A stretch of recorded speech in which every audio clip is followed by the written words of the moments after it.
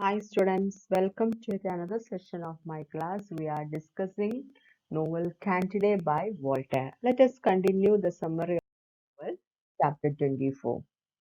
When Candide fails to find Cunegonde and Cacambo after several months in Venice, he falls into despair. Yes, in the previous chapter, we saw that this candidate, along with his travel companion Martin, they went to Venice and they spent several months in Venice and tried to find out his male assistant, Cacambo, as well as his lady love Cunegonde. So when Candide fails to find Cunegonde and Cacambo after several months in Venice, he falls into despair. He became gloomy. He begins to agree with the Martin's claim that the world is misery. To some extent, or for some moment, he begins to agree with the Martin's pessimistic philosophy that the world is misery. And Martin scolds Candide for trusting a valet. Yes, Martin, his travel companion, scolds Candide for trusting or believing a male servant with a fortune of millions and repeats his argument that there is little virtue and little happiness on there. And once again, he is emphasizing, this Martin is emphasizing that there is little virtue or no virtue in this world and no happiness on the earth.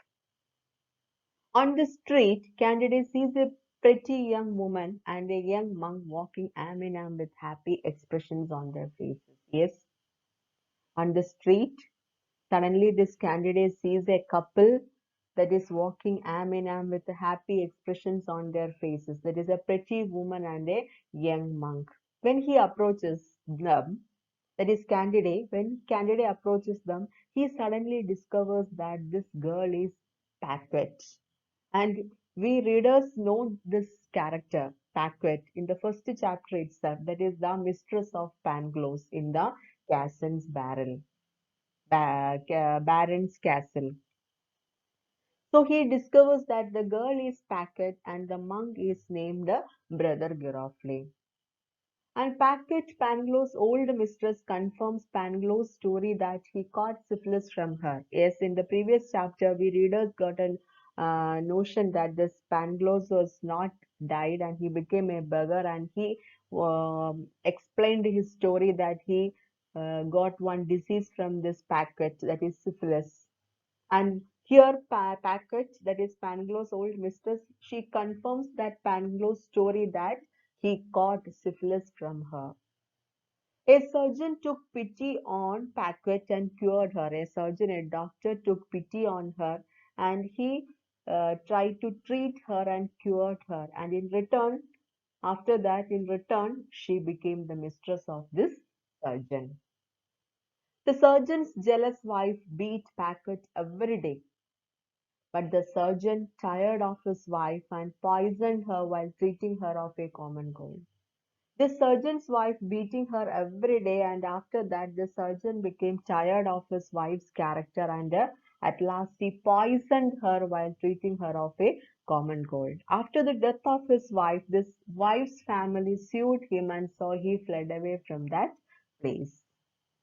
And Paquette was sent to prison, but the judge granted her freedom on one condition. What is that condition? That she become his mistress.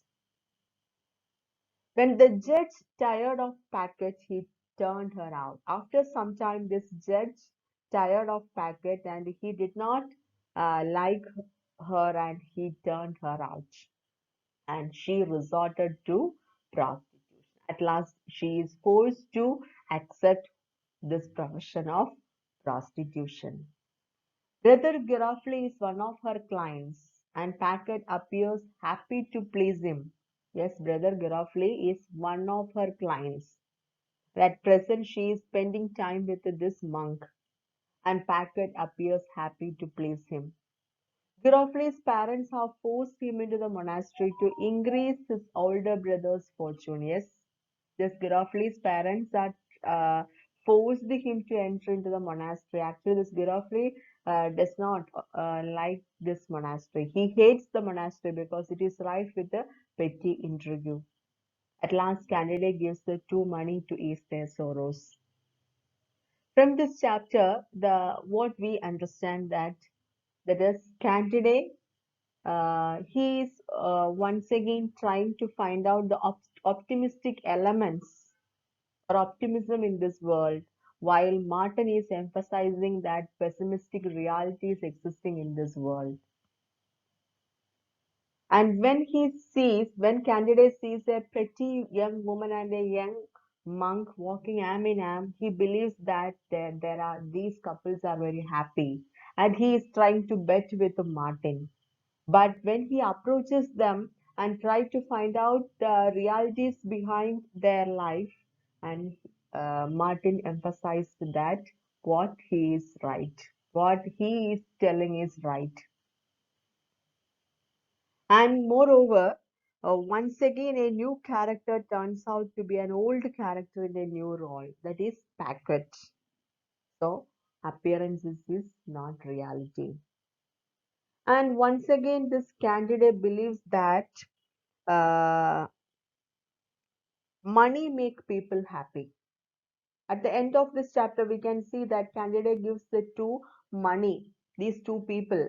Candidate gives some money to ease their sorrows. He believes that money, yes, money can make people happy.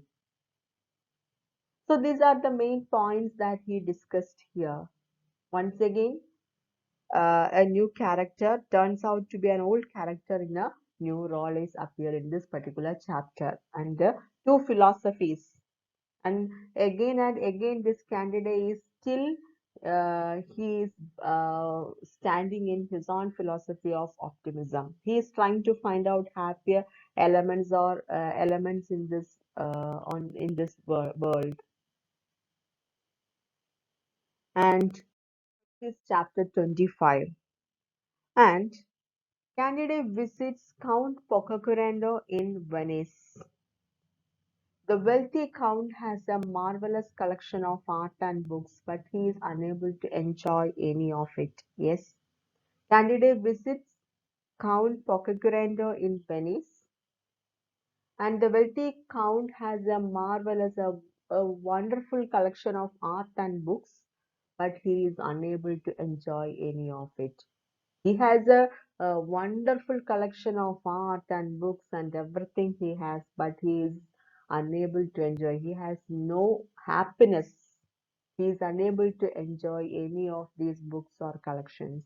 He finds the paintings of Raphael unpleasant and the works of Homer, Horace, and Milton tiresome. Yes, that is the artwork, the paintings of Raphael, etc. That is, he feels it is unpleasant. And the works of great writers like Homer, Horace, and Milton all are tiresome. The Count once pretended to appreciate these things in front of others. Yes, at once he tried to pretend that he is happy with all these collections, uh, etc., and he tried to appreciate these things in front of others, but is now unable to pretend. He, he could not pretend and scorns those who admire everything in a well-known order. At present, he is unable to pretend and scorns those who admire everything in a well-known order. The Count's brashness, the Count's that rude behavior surprised Candide, who has never been trained to judge for himself. But Martin finds the Count's remarks reasonable. But Martin finds that yes, this Count's remarks is sensible or reasonable. And Candide thinks the Count must be a genius because nothing pleases him. And Candide believes that yes, this Count may be a genius man. That's why he is not pleased by anything. Martin explains that there is some pleasure in having no pleasure. Yes, he is emphasizing or he is explaining that there is some pleasure or some happiness in having no pleasure. Yes, from this chapter we can understand that candidates' experience with the discount disproves another reason. What is that? For thinking that happiness is possible. That means this Count, he has a wide collection of art, books, everything he has, but he is unable to enjoy any of it. So once again, his experience with this count that disproves yet another of his reasons for thinking that happiness is possible. And also, we get a notion that wealth cannot buy happiness. But still, this candidate is emphasizing or he is holding on that on his philosophy of optimism by supposing that discounts, disgust, and criticism might also be sources of happiness. He thinks the count must be genius because nothing pleases him. And once again, he is trying to hold in his own philosophy of optimism that grandees or discounts, disgust, and criticism might also be sources of happiness. This is the uh, point that is discussed here. Then, chapter 26. During Venice carnival season, Candide and Martin are dining with six strangers in an inn when they encounter Cacambo, who is now the slave of one of the six strangers. Yes. Then, during Venice carnival season, this Candide and Martin are dining with the six strangers in an inn, and there they encounter with his valet Cacambo, and this Cacambo at present is a slave of one of the six strangers. Cacambo explains that Cunegonde is in Constantinople and offers to bring Candide to her. And Cacambo explains to Candide that this Cunegonde is at present she is in Constantinople and offers to bring Candide to her. Summoned by his master, he is unable to say any more. Yes, this Cacambo, his speech was interrupted by his master. That is, summoned by his master, he is unable to say any more.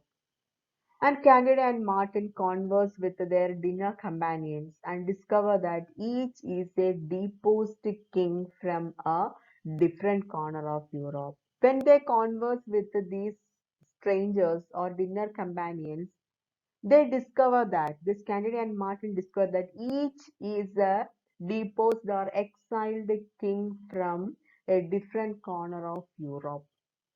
One of them, that is named Theodore of Corsica, is the poorest and least fortunate, and the others each offer him 20 sequins because of his condition, poor condition. He is the least fortunate and the poorest one among them, and the others each offer him 20 sequins to this Theodore. Candide gives him a diamond worth 100 times that sum.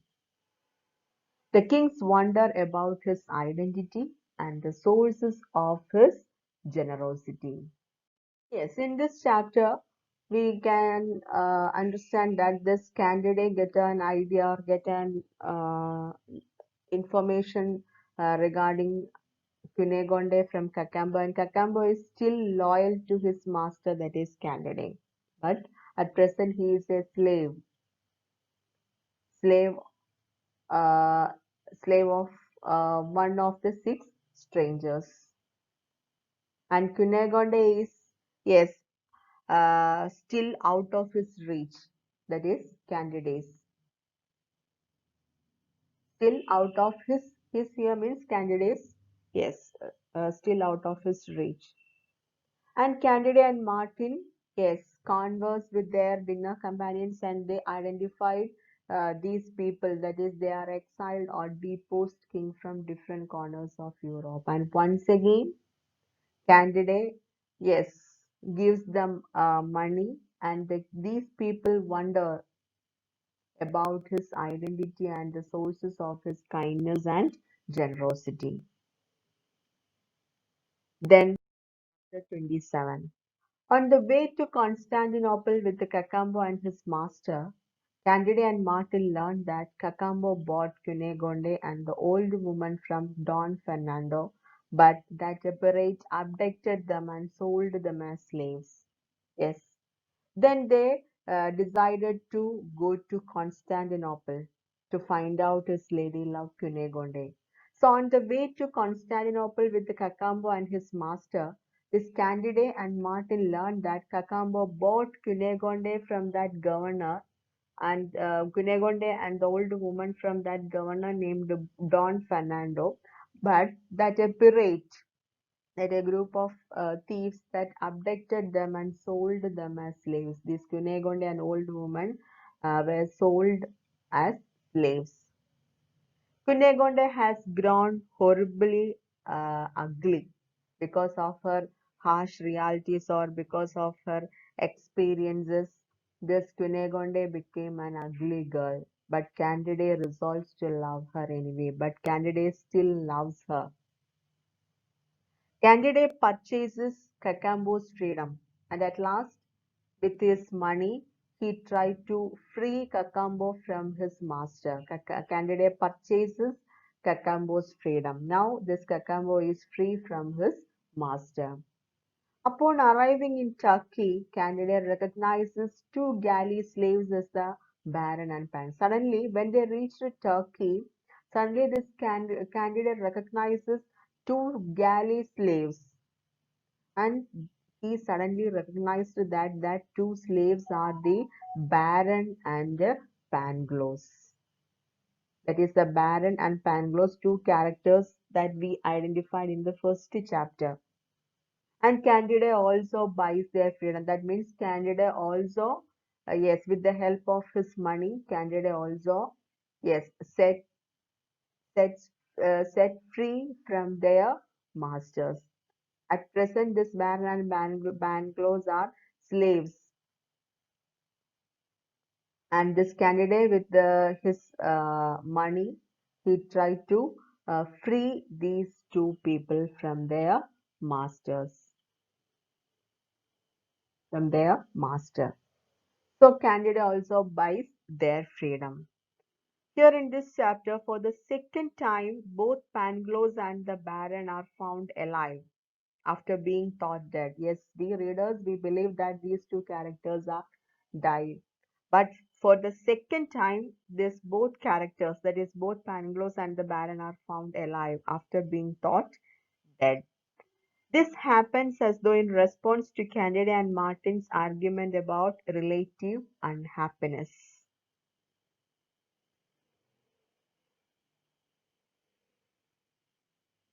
So these are the main things that discussed here in the chapter. I think all of you understand these four chapters, and there is a homework for you, and the homework is write a critical note on these four chapters, chapter 24, 25, 26, and 27. Write your homework and send back to me. Thank you. Have a nice day. See you again.